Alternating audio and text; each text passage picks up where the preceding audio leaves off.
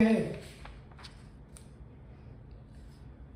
राजकुमारों की शिक्षा और परीक्षा तथा एकलव्य की गुरु भक्ति।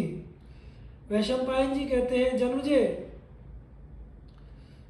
द्रोणाचार्य भीष्म पितामह से सम्मानित होकर हस्तिनापुर में रहने लगे।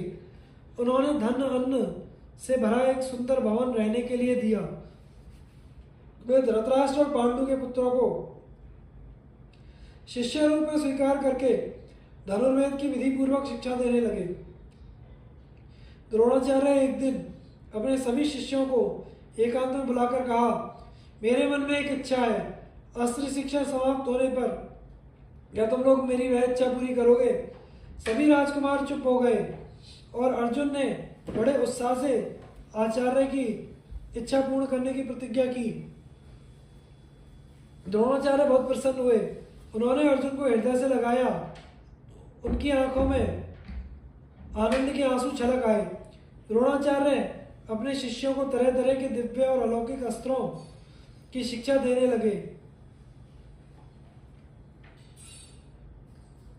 उस समय शिष्यों में यदुवंशी तथा दूसरे देशों के राजकुमार भी थे।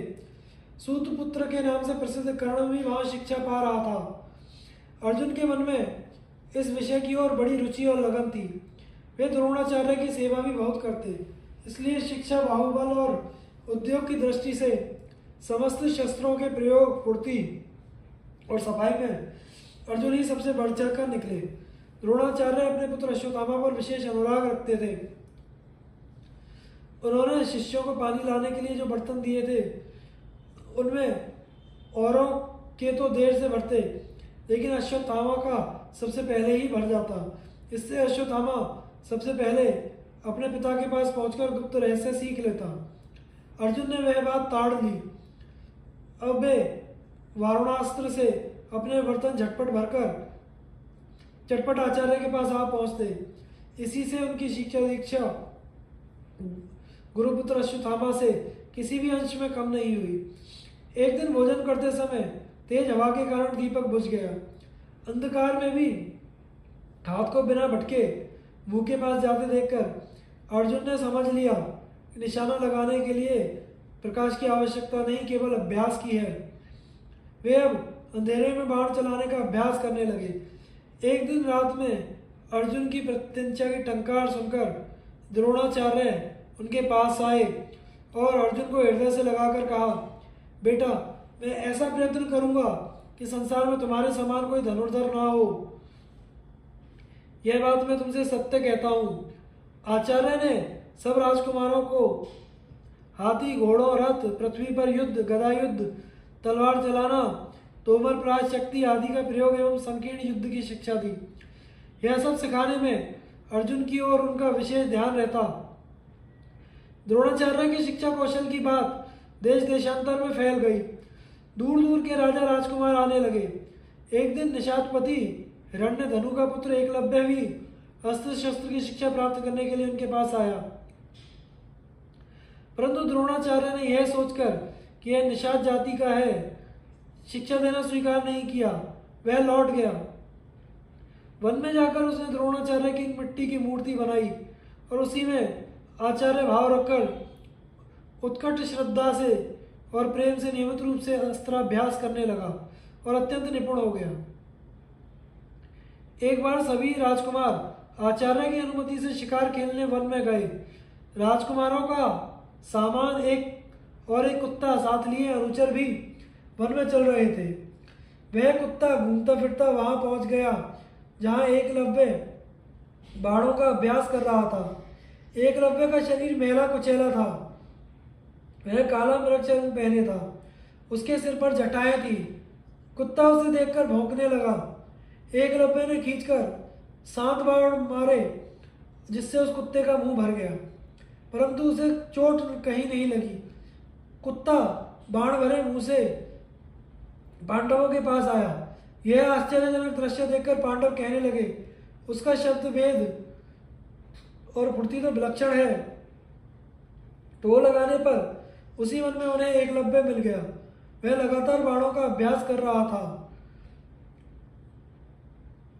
पांडव एकलव्य का रूप बदल जाने के कारण उसे पहचान ना सके।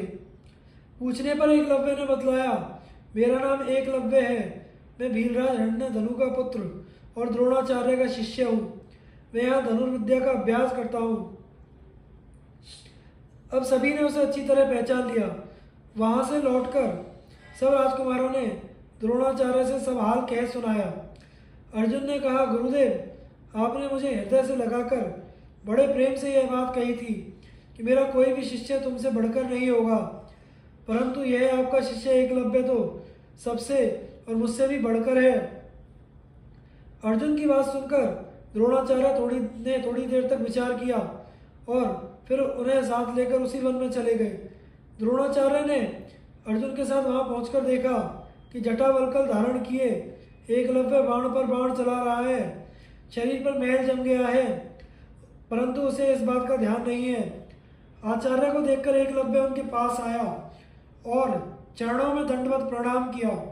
फिर वह उनकी विधि पूर्वक पूजा करके हाथ जोड़कर उनके सामने खड़ा हो गया और बोला, आपका शिष्य सेवा में उपस्थित है, आज्ञा दीजिए।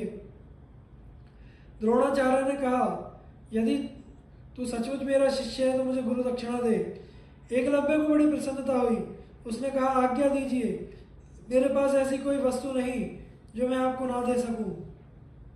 द्रोणाचार्य ने कहा, एकलव्य, तुम अपने दाहिने हाथ का अंगूठा मुझे दो। सत्यवादी एकलव्य अपनी प्रतिज्ञा पर डटा रहा और उसने उत्साह और प्रसन्नता से दाहिने हाथ का अंगूठा काटकर गुरुदेव को सौंप दिया। इसके बाद उसकी बाण चलाने की वह सफाई और फुर्ती नहीं रही। एक बार द्रोणाचार्य ने अपने शिष्यों की परीक्षा लेनी चाहिए। उन्होंने कारीगर से एक नकली गिद्ध बनवाया और उसे राजकुमारों से छिपाकर एक वृक्ष पर टांग दिया। तदंतर राजकुमारों से कहा, धनुष पर बाण चढ़ाकर तैयार हो जाओ, तुम्हें निशाना लगाकर उस गिद्ध का सिर उड़ाना होगा। उन्होंने पहले युधिष्ठिर को आज्ञा दी। पूछा, युधिष्ठिर, क्या तुम इस वृक्ष पर बैठे गिद्ध को देख रहे हो? युधिष्ठिर ने कहा, हाँ, मैं देख रहा हूँ। द्रोण ने पूछा, क्या तुम इस वृक्ष को मुझे और अपने भाइयों को देख रहे हो? युधिष्ठिर बोले, जी हाँ, मैं इस वृक्ष को, आपको और अपने भाइयों को भी देख रहा हूँ। द्रोणाचार्य ने कुछ खींच कर झड़कते हुए कहा, हट जाओ, तुम यह निशाना नहीं मार सकते। इसके बाद उन्होंने दुर्योधन आदि राजकुमारों से एक एक करके वहां खड़ा कराया और यही प्रश्न किया। सबने वही उत्तर दिया जो युधिष्ठिर ने दिया। आचार्य ने सबको झड़क कर वहां से हटा दिया। अंत में अर्जुन को बुलाकर उन्होंने कहा, देखो, निशाने की ओर चूकना मत। धनुष चढ़ाकर मेरी आज्ञा की बाट जो हो। क्षण भर में आचार्य ने पूछा, क्या तुम इस वृक्ष को, गिद्ध को और मुझे देख रहे हो? अर्जुन ने कहा, भगवान, मैं गिद्ध के अतिरिक्त कुछ और नहीं देख रहा हूँ। द्रोणाचार्य ने पूछा, अर्जुन, भला बताओ, गिद्ध की आकृति कैसी है? अर्जुन बोले, भगवान, मैं तो केवल उसका सिर देख रहा हूँ, आकृति का पता नहीं। द्रोणाचार्य का रोम रोम आनंद की बाढ़ से पुलकित हो गया। वे बोले, बेटा, बाण चलाओ। अर्जुन ने तत्काल बाण से गिद्ध का सिर काट कर गिरा दिया। अर्जुन की सफलता देखकर आचार्य ने निश्चय कर लिया कि द्रुपद के विश्वासघात का बदला अर्जुन ही ले सकेगा। एक दिन गंगा स्नान करते समय मगर ने द्रोणाचार्य की जांघ पकड़ ली। द्रोण स्वयं उससे छूट सकते थे, फिर भी उन्होंने शिष्यों से कहा, मगर को मारकर मुझे बचाओ। उनकी बात पूरी होने से पहले ही अर्जुन ने 5 पहने बाणों से पानी में डूबे मगर को बेध दिया और सभी राजकुमार हक्के बक्के होकर अपने अपने स्थान पर ही खड़े रह गए। मगर मर गया और आचार्य की जांघ छूट गई। इससे प्रसन्न होकर द्रोणाचार्य बोले, बेटा अर्जुन, मैं तुम्हें ब्रह्मशिर नामक दिव्य अस्त्र प्रयोग और संहार के साथ बतलाता हूँ। यह अमोघ है, इसे कभी किसी साधारण मनुष्य पर ना चलाना। यह सारे जगत को जला डालने की शक्ति रखता है। अर्जुन ने हाथ जोड़कर अस्त्र स्वीकार किया। द्रोणाचार्य ने कहा, अब पृथ्वी पर तुम्हारे समान कोई धनुर्धर नहीं होगा। इससे आगे की कहानी हम अगले भाग में प्रसारित करेंगे। धन्यवाद।